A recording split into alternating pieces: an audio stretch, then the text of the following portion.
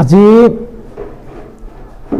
আমি সদৌ অসম পৌৰ কৰ্মচাৰী সন্থাৰ আহ্বান ক্ৰমে আমাৰ জিলা ভিত্তিক যি নাগৰিক সভা অনুষ্ঠিত কৰিবলৈ তেখেতসকলে নিৰ্দেশ দিছিলে।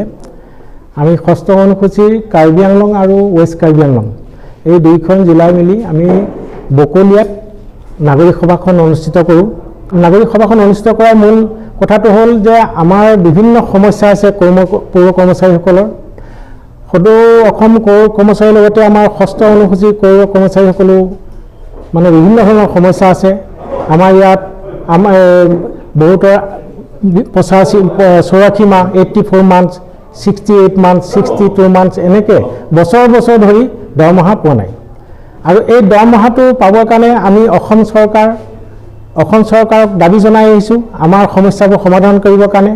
সেই দাবীবোৰ আমি ইয়াত আমাৰ বেনাৰত বেকচাইডে উল্লেখ আছে।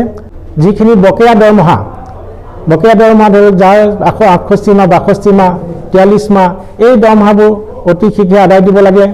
মাহৰ শেষত পৌৰ কৰ্মচাৰীসকলৰ দৰমহা নিয়মীয়াকৈ দিব লাগে। পৌৰ কৰ্মচাৰীসকলৰ চাকৰি চৰকাৰীকৰণ কৰিব লাগে। মাষ্টাৰ ৰোল ফিক্স পেড থকা পৌৰ কৰ্মচাৰীসকলৰ হৰিজন ভাইসকলৰ চাকৰি চৰকাৰীকৰণ কৰিব লাগে। অহা 21 তাৰিখে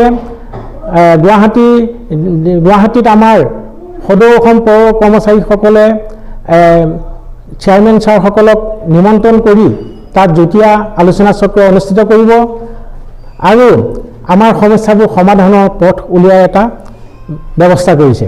আমাৰ কাৰ্বি আংলঙত আৰু এটা আমি সমস্যা ভুগি আছোঁ যে আমাৰ যিবিলাক মানে পৌৰ সভা আছে সেই পৌৰ সভাবোৰৰ কাৰণে যিটো অসম চৰকাৰৰ পৰা ফাণ্ডিং কৰে মানে টকা দিয়ে দৰমহাৰ কাৰণে, তাৰ আকৌ দ্বিতীয় এখন মানে চেংচন লেটাৰ উলিয়ায় আৰু সেই চেংচন লেটাৰটোৰ অসম চৰকাৰৰ পৰা অহা চেংচন লেটাৰৰ লগত মানে পাৰ্থক্য থাকে।